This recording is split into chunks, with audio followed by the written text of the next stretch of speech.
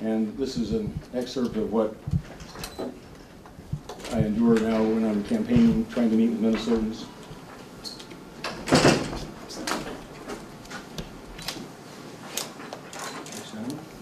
Sound here, 1 second. Those are the two. We'll back up. I gotta stand out here with my dog treats. So there are the two Republican tractors here, both filming. You can see there's someone behind them, the people walking along the path who are, may actually be trying to access and come talk to me, but are prevented from doing so, blocked from doing so because of the two Republican cameras. Notice also they wear no identification, so no one knows about the fact that they're not part of my staff, my group. Senator, could you move back? Can you see? Can you move to the microphone? Can you move back? Sorry. I gotta stand out here with my dog treats. This is my booth. This is the booth that I've rented at Game Fair. You can see how close they are to me. Here I am standing inside the tent that I've rented Game Fair. Go ahead, Ed. And you see how close they're standing. See people can't get by. They're walking around, having to walk around the tracker. Going through a lot of dog. Again, here's the other tracker again, trying to walk by. And your schedules. Nothing around. They love them. I think we'll go because last year they made a point about how ducking around not to block the traffic. And Sure. Republican tractors standing The young man going by is the father's waiting there to get separated from his son because he can't get by the tractor. Disrespectful of people blowing. It's just very disruptive. Just keep it going, turn the sound on. I gotta stand out here with my dog treats. We're just going to keep playing that loop where you can see it. Obviously this is an attempt to harass me and prevent me from just campaigning and having normal discourse with the people of Minnesota. There are other scenes where they're standing 6 feet away, 5 feet away from someone having a conversation with me, intimidating people from asking me questions, blocking people from access to me. I think Minnesotans want a fair and decent campaign here. And I think Minnesotans know it's an unfair political tactic that has the effect of harassing me and preventing me from conducting my campaign, and prevents Minnesotans from their right to approach me as a candidate and ask me questions without having a camera in their face, a camera with somebody who's not properly identified.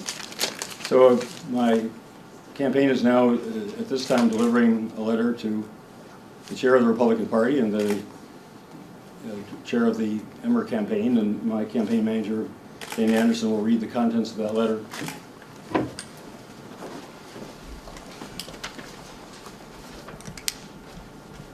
Dear Mr. Sutton, at Game Fair last Saturday afternoon, your two trackers filming Mark seriously interfered with Minnesotans' right to talk directly with him or even to walk by him. They stood directly in the middle of a narrow path in front of our tent, intentionally getting in the way of citizens who wanted to speak with Mark, and also creating as much congestion as possible in front of him. And since your trackers do not wear clothing identifying themselves as Emmer campaign or Republican Party staffers, some people thought we were causing this problem, not you. Your disruptive behavior is unprecedented in Minnesota politics. When you interfere with the ability of Minnesotans to walk up to another candidate and have a civil conversation with them, you have gone too far. It is intentional harassment, disruption of our campaign activities, and intimidation of Minnesota voters.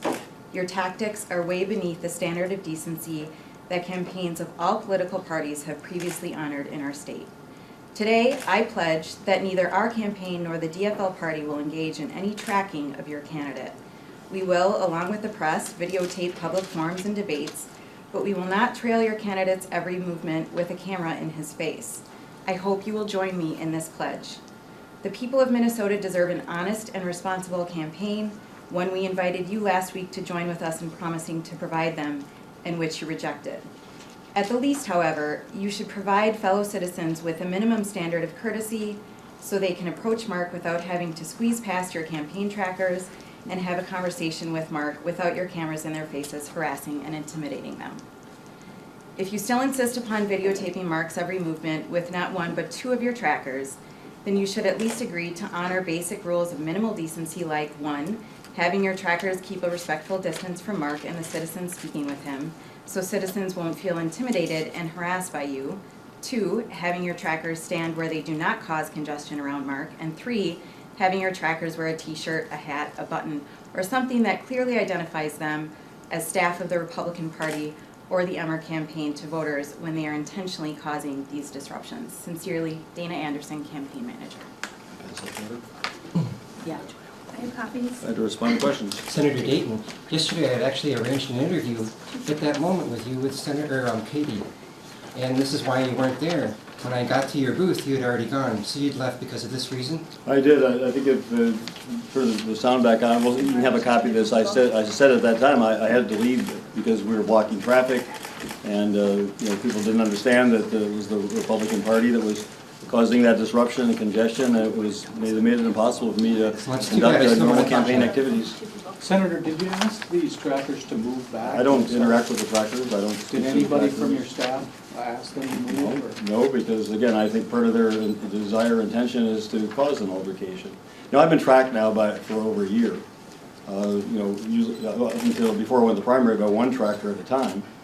And we didn't prevent them, unlike my staff have been prevented from attending a Republican press conference. We haven't prevented them from coming to public places, public meetings, even my own meet and greets that I'm hosting myself.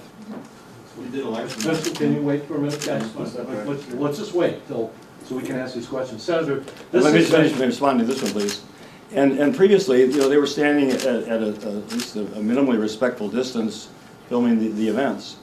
And this has changed now. The tactic has changed, and it's clearly one of harassing me and trying to provoke me, and it's clearly one of intimidating citizens so they can't have a conversation with me. Senator, I mean, the 2 trackers followed me after I left Game Fair, standing about 10 feet away from my car. As I got in the car, standing right by the car while my driver tried to back out of the parking area. It's just clearly going way beyond the bounds of decency and fair play. This is nothing new in politics. This has been something that politicians have put up with for years. Campaign trackers have been following candidates for a long time. You're the first who says that he can't quite handle them there. Well, we can handle them there. I just want the people of Minnesota to see what kind of campaign the Republicans are conducting. Last week I challenged them to run positive ads, and this week I'm challenging them to have the trackers at least to follow minimal standards of decency and not prevent Minnesotans from coming up to me and asking me questions and having me answer questions without a camera. A lot of people are intimidated by having a camera that's right in their face. So, if you want to find precedents for it, I think that's besides the point. I think Minnesotans should judge for themselves whether this is the kind of standard of campaigning that they think is proper or not. Just so we're clear, you're saying that the standards of the trackers have changed. They have. That it used to be a little farther, and now they have a new, closer camera throw? Now they're right in my face and right in the face of the citizens trying to ask me questions or talk with me. They're blocking, as you can see, they're blocking the access of citizens to come up and talk with me. And there are now 2 trackers rather than 1. They said today that they were short of funds, but that hasn't prevented them from sending people all over the state to track me and now having 2 trackers. And as my campaign manager said, we aren't going to engage in that kind of conduct. I think it's just beneath the dignity of a Minnesota campaign. If Representative Emmer at a public event, if Representative Emmer speaking at a public event, we'll film that, and they have a perfect right to film me, but not to interfere with the campaign and not to intimidate Minnesota voters. Did the citizens complain? Any of the people talk? See, the citizens don't know who they are. The citizens probably assume that they're part of my rent, which is untrue. So that's not part of our request, is that they identify themselves clearly as Republican Party trackers or Emmer campaign trackers, so people then at least know who's causing the disruption. Is this in any way, as you know, the Republican Party put out that video last week about you on the phone talking about the dogs, as I'm sure you're aware of. Is this in any way tied to that that happened last week? Well, I mean, it's just another example of where they, trail one behind. But even that was at least I was walking without citizens trying to access me, and they distorted the conversation and misrepresented the circumstances. But this is a public event where the people don't know who these cameras are that are in my face, that are in their face, that are blocking their access to me. And it's just clearly intended to disrupt my campaign activities. And it's something we don't do to Representative Emmer. So So why would they want to prevent me from conducting my campaign? Do you know Why who would they these want to prevent Minnesotans from asking me questions? Why do they want this campaign to be based on these kind of tactics rather than on the issues? Clearly, we have two debates now. There are legitimate differences between us. That's what the campaign ought to be about. It's what's best for the future of Minnesota. This is beneath the dignity of Minnesotans. Do you know who these trackers are?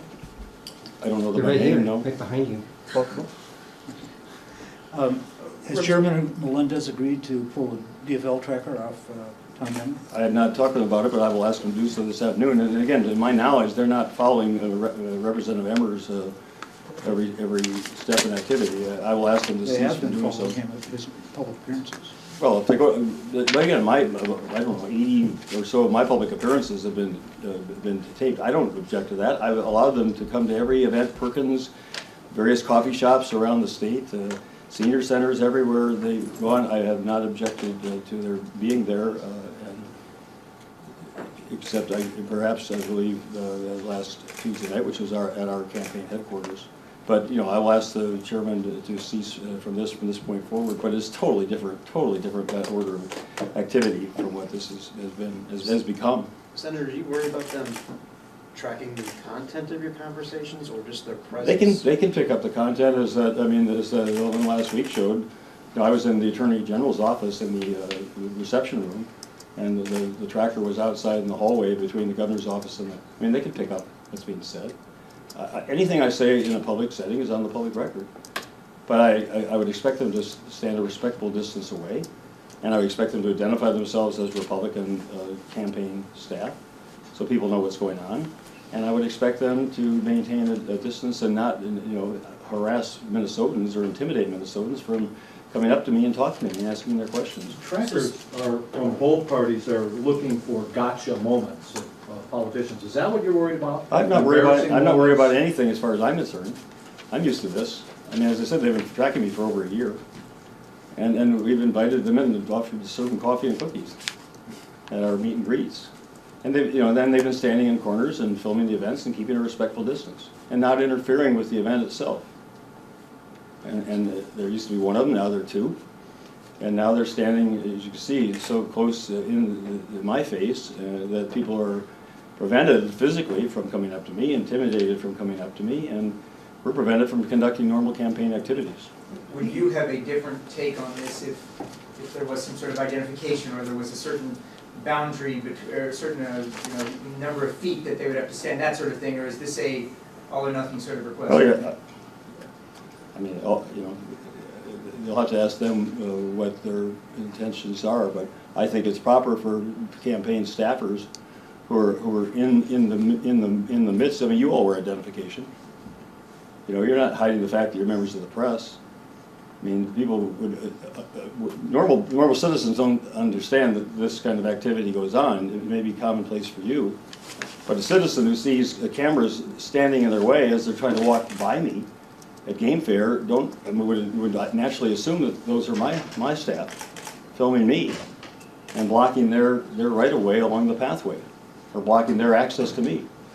So at least if they're wearing, they've got the Emmer t-shirts, if they're wearing Emmer t-shirts, clearly identifying that they're Republican operatives, then at least the public can judge for themselves whether they're behaving appropriately or inappropriately and take that into account. And if they were, would that be okay with you? Well, I still think they should maintain a respectful distance. So and I think they should not prevent me from having a campaign activity, and I think they should wait till I'm done with my press conference before they talk to you. Sir, just to be clear, so you're not saying that they didn't have a right to be there, you're saying that you wanted them to be farther away so folks can interact. They certainly had a right to be there. That's public ground. Well, game fair, it's not public, it's game fair's site. But I've never objected to their being there. As I say, we've let them come into Perkins and other places where we've been hosting events for a year now. And they maintain respectful distances, and they have not been obstructionists. Has your campaign ever tracked other candidates? Not in the sense of following somebody's footsteps. We've filmed events where people are speaking, and we filmed the public part of those events. Public events? We never tracked Representative Tenzer or Speaker Keller or other DFLers. Or Emmer or any of those? And did you follow them? Did your trackers follow them to their cars? No, never. Other places outside the event? No, never. But when they tape, do they wear Dayton or DFL IDs? The only time we've had a couple people there just in the crowd, they have not worn Dayton IDs, but they're just part of a retinue of people filming. Do DFL trackers wear I don't know. DFL IDs? I don't know. Are you gonna request that? I will do that, absolutely. I'm going to request that they just appear at events. Again, I haven't had any contact with the DFL until, last Wednesday. So I've had no, control over what the DFL has been doing or not doing up until this time. But I will insist that they both film only public events, public forums, or other occasions where Representative Emmer is speaking in a public setting, and that they wear proper identification. If you insist, that doesn't mean they have to do what you want. Is that The right? DFL party? DFL? I'm very optimistic that they will follow my lead in this. Senator, why is this the most important issue in the campaign right now? Because it's preventing my ability to conduct a meaningful campaign. I mean, it's just gotten out of hand. This is going on for a year, as I say, and now it's reached the point where they've just crossed the line. I'll encourage Minnesotans to watch this, and they can judge for themselves whether this is meeting a proper standard or not. The people of Minnesota will ultimately be the judge of these campaigns and how we conducted ourselves, and whether it's been proper or improper, whether it's a dignified campaign. And people ought to be able to conduct their own campaigns without interference from the other candidates. And we can have our differences of views, and that's proper, and we'll have forums to discuss those. But to be doing this, as I said, I'm repeating myself, it's crossed the line. And that's why it's necessary to bring this to the attention of the people of Minnesota and hopefully put a stop to it, or at least back it off so it's being conducted properly and within boundaries of fair play. Can you give us And tomorrow we'll be on deck on issues such as up at the Minnesota Chamber of Commerce. So we'll be talking about, once again, about when Representative Emmer is going to provide a plan for balancing his budget. And if they got extra staff around to be tracking me, maybe they'd be better spent helping him try to figure out how to come up with $6 billion of budget savings. We do a lot more good for the people of Minnesota. Thank you very much. Do you want to respond to that at all? I'll respond in the hall. Party.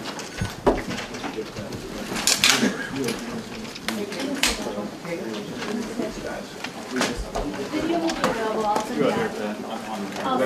It'll be on the website. Doesn't Abby look intimidating? Look at her. Look at her. She looks like a person. Scary. She looks intimidating. Well, I'll just do it.